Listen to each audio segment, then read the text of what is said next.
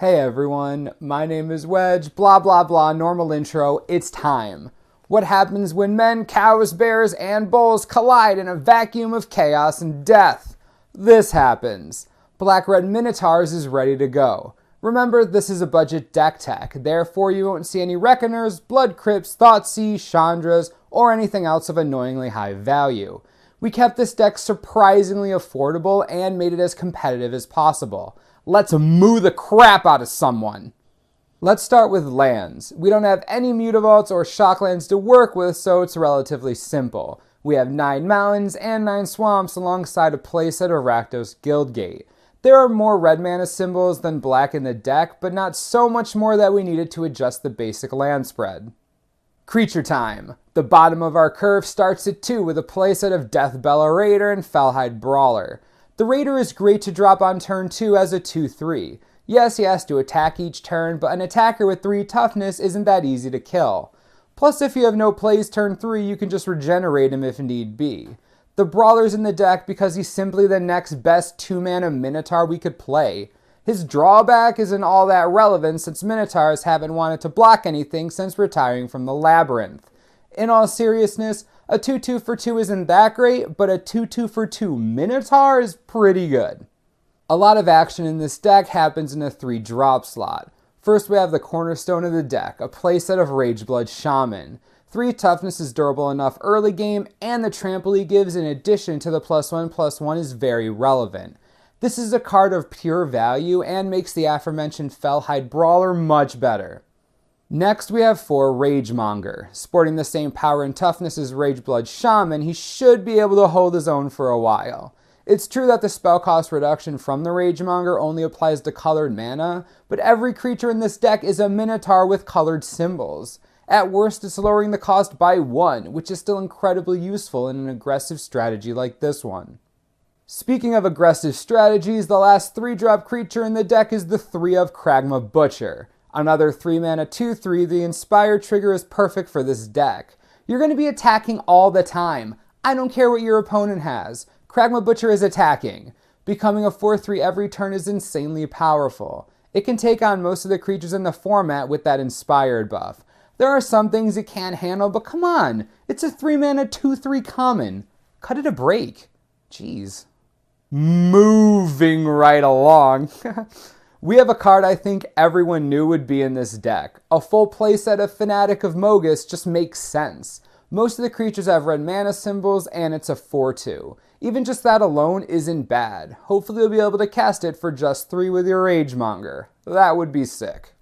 The last creature in the deck is the 3 of Kragma Warcaller. At the top of the curve, this guy is gigantic. Giving everything haste and +2/+0, yeah, he's only a 2/3 for 5 mana, but with Ragemonger, he's 3 mana. The synergy there is utterly amazing.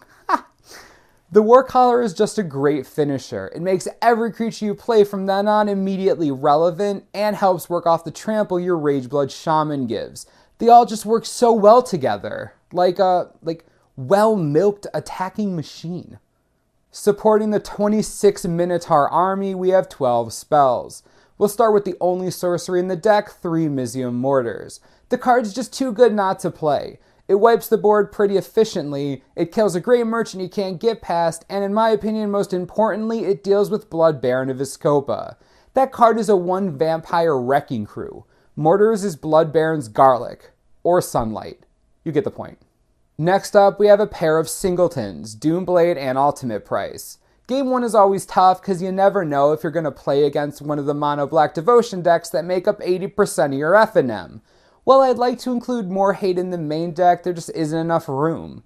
Doomblade is great against anything that isn't mono-black, and Ultimate Price is extremely versatile as well, destroying most anything that bothers you except Nightveil Spectre and Boros Reckoner. 3 Bile Blight make the cut because that's how we're going to destroy Packrat and Master of Waves all at once. The mana requirement can be a little rough at double black, but the card's just too well positioned right now not to play. It decimates Devotion's early game.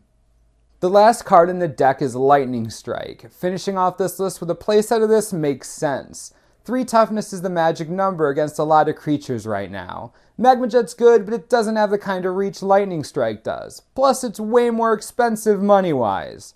The Strike is just the perfect damage spell here. You can use it to fend off Rakdos Cacklers, Ash Zealots, Pack Rats, anything relatively small.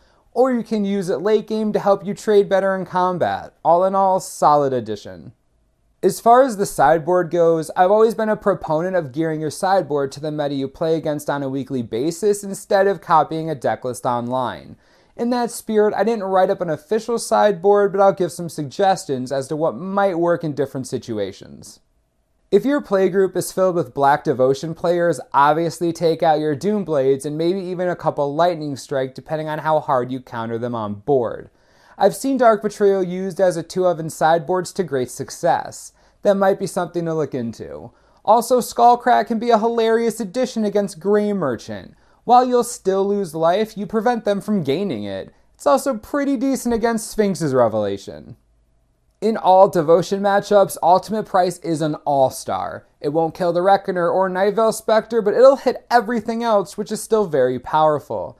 The Control matchups are where you need to change things up a bit. Devour Flesh is a great addition since you're bound to see Blood Barons with the new white-black Control and mid-range variations out there. It's also really good against Aetherling, providing your opponent is tapped out when you use it. In addition to Devour Flesh, Dreadbore is a great addition to this board against Control. You might think the card's too expensive, but you can buy it now on TCG Player for around $2. It is a sorcery which isn't great, but it kills Elspeth, Jace, and Kiora. Elspeth is one of those walkers who gets out of control if you leave her for a turn or two. You cannot afford to do that. Dreadbore is your answer. Duress and Burning Earth, 2 cards that aren't very similar but both destroy control decks. Great sideboard hate against that pesky Supreme Verdict you really need to get out of their hand, or the billion Shocklands, Scrylands, and Mutavaults they keep tapping for mana. Both cards are just amazing against control. Play them. The last card I'll mention individually is Madcap Skills. This card is hilarious. It gives a huge boost to creatures, great against decks that can't produce enough to double block it. It just creates immediate board presence that demands an answer either through a kill spell or the loss of whatever 2 creatures are unfortunate enough to get in front of it. There are other cards you can use, but I'd be here forever telling you all them. Let's talk weaknesses. The deck is obviously susceptible to Supreme Verdict or any kind of board wipe. It's unfortunate, but that's what happens when you play an aggro deck. It's the nature of the beast. Besides that, Bile Blight can be pretty rough if you get some doubles out since 3 is your magic number for toughness. Game 1, Mono Black and Blue-White Control may be the toughest matches for you. Mainly Control because your answer to Supreme Verdict is basically get lucky and hope they don't play it. Post-board is a lot better with disruption like Duress and annoyances like Burning Earth that'll have room because you don't need most of your removal. Even though your deck doesn't have as fast of a start as the other aggressive decks, you're still an aggressive deck. Unless you're running against Mono Red Devotion or some super fast red-green deck, you're going to be the one attacking.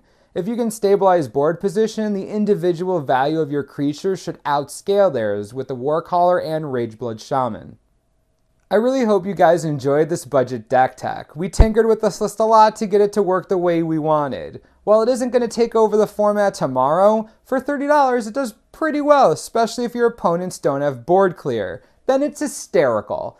Anyways, what changes would you guys make to this list? If you have any questions, just ask away in the comments below and I'll answer them the best I can.